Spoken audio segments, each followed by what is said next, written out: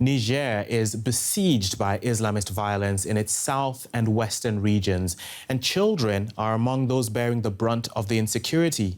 Hundreds of thousands of people have fled their homes for safety, but those who've stayed back are often out of reach of urgent humanitarian assistance, hindered by the growing jihadist attacks.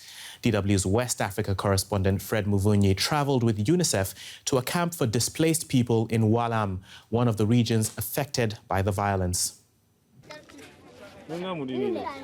It's lunchtime, but some of the children are not eating now. There is not enough for everyone, so they take turns. The days when they all get 2 meals are good days. When my father was alive, we had enough to eat. We were grateful to God, but now we don't have enough food. Rashida was being raised just by her father when terrorists came to her home 3 years ago. She saw how they tied him up and shot him. She was just 9. They pushed my father in front of the shop, and then they killed him. They left our neighbor tied up and just left. That's when her uncle stepped in, taking her and her sisters along with his family out of the region to this camp in Ouallam. He would like to take them all home. We need security. We could return to work. Our children could go to school, and hospitals could function. If the military could protect us in our villages, our life would be much better. The family has been here for 3 years. That's a quarter of Rashida's life. They are just a few of the millions across Niger in camps like this. The UN says more than 4 million people need humanitarian assistance in Niger. More than half of that number are children. But there is limited access to these communities due to the rising threat across Niger. Without food, shelter, and education, especially for children, their future is at stake. Kids like these are getting basic help from UNICEF. It's appealing for more than $100 million to fund the work in Niger. But there is no formal education for Rashida and other children at the camp. I want to be a doctor. It's my real desire. My father used to help people when he was alive. The people here are suffering without health care. So I want to study and be a doctor. That will become more difficult for her the longer she is stuck in the camp without being able to go to school.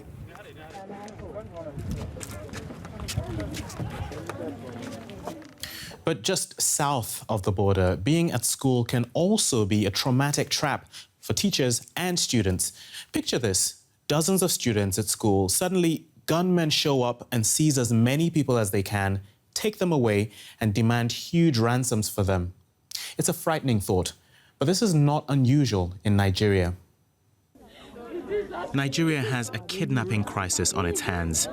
This year alone, there have been more than 150 of these incidents in the north of the country, with a significant number of victims seized from schools. Just this morning, at about 6, I received a phone call that they have entered the school, kidnappers, and all our children are packed, including my daughter inside. We rushed down here. We confirmed that they are all packed. The attackers are known locally as bandits, armed gangs littered across parts of northern Nigeria with no specific ideology. They often take their victims into remote areas like forests where they cannot be easily located. The exact number of incidents is hard to know, but even the reported cases of school kidnappings make for a long, sobering list. The situation is so desperate that, according to UN estimates, more than 1,000 schools are currently closed across northern Nigeria. The insecurity has forced nearly 400,000 students to stay home for their own safety. According to Amnesty International, that leaves the education of an entire generation at risk of being lost. But the armed attackers aren't only targeting students. In a recent incident, gunmen raided a hospital and seized 8 people, including a baby. It's across the board, really. At a point, so if you go back to the report which we published last year, you'll find that in the earlier days, it used to be people who were well off. But now it's, like I use the word democratized. Anybody could be kidnapped now. The attackers come from different backgrounds, but they have one thing in common. They use kidnapping to enrich themselves. Since security forces rarely rescue the hostages, desperate families are forced to pay whatever they can of the huge ransoms demanded. Analysts say this kidnapping crisis is the fruit of Nigeria's pre-existing troubles. Let's not forget the fact that, we are the poverty capital of the world, but this year people have become increasingly poorer. So the desperation to find one means or the other to feed themselves will push more and more people into petty crimes. The government isn't addressing this as a holistic problem. But you can see the link between the proliferation of arms in the hands of non-state actors, the rise in unemployment, the near collapse of the economy, and the pressure from various conflicts within the country. That's what is all turning into this rampant criminality that we see all over the place. And quite unfortunately, it does not seem to be the government's primary focus. So what is the government approach? Some state authorities have offered the armed gangs amnesty, including even money if they lay down their arms, but that has not worked. Nigeria's President Muhammadu Buhari has criticized this approach, saying it has the potential to backfire with disastrous consequences. The impunity, I think that's a big part of the problem. Everybody knows that these kidnappers get paid, they don't get caught. And that is for the most part. So, of course, that's an incentive for more people to get involved. People are forced to pay ransoms in order to see their loved ones because in many cases, these kidnappers tend to get very brutal. Ransom payments so far this year are at nearly $20 million in total. Lawmakers are now working on a bill cracking down not on kidnappers, but on their victims' families. The legislation would make it a crime to pay a ransom to get loved ones back. The bill's sponsors say kidnapping has essentially turned into a business funded by ransom money. But many families say they have no other options. They'd rather go to jail than risk their children's lives by failing to hand over the cash. Despite talking tough about fighting kidnappers, the government is clearly not in control.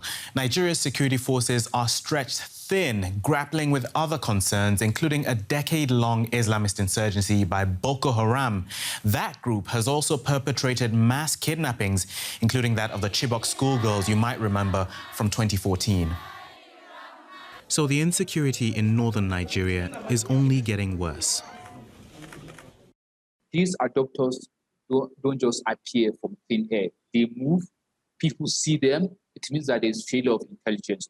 2, you do not hear anyone held accountable for failure. There are government officials who get paid, who has responsibility at different levels to protect or to carry out certain duties that will protect these students, that will protect communities, but they are not doing and nobody holds them accountable. So there has to be accountability. And then thirdly, there has to be enough deterrence going after perpetrators. That way you stop copycats from happening. You need to build trust with the people. They need to know that whatever it is that you're doing is for their benefit. We don't have that now. All we keep hearing of when a new set of security chiefs are brought in is that the people who were there before them stole money. Has anyone been prosecuted? Has anyone been jailed? Have any monies been recovered and citizens told these monies have been recovered and they've now been put to proper use? No. So there's a lot for Nigeria's government to consider for lasting progress against this crisis. For now, the kidnapping continues to spiral out of control, with many citizens fearing that they too could become the next victims.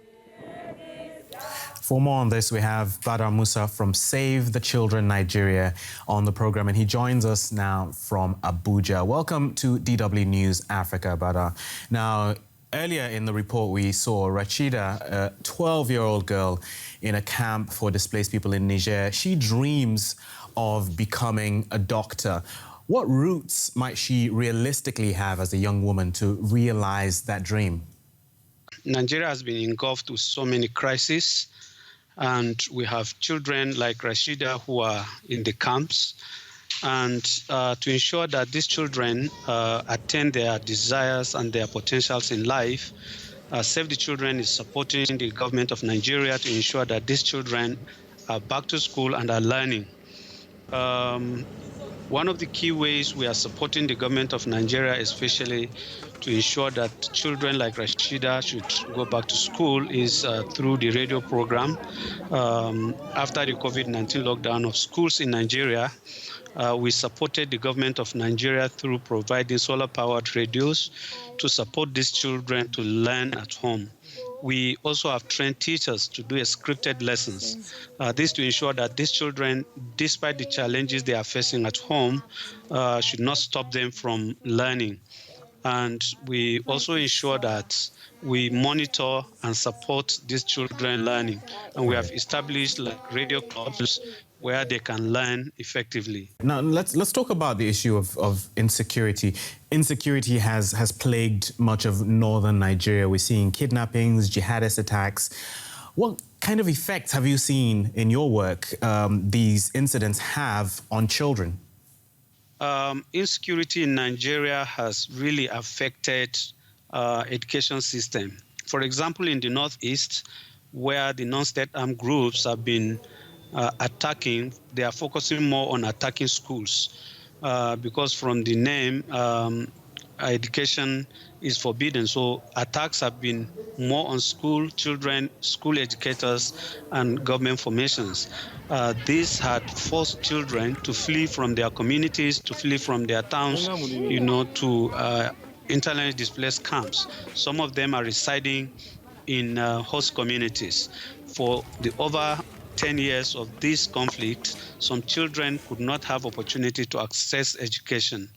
In other parts of the country, like in the Northwest, where children are being abducted and then being held as hostages, this has really, really affected children, especially across Nigeria.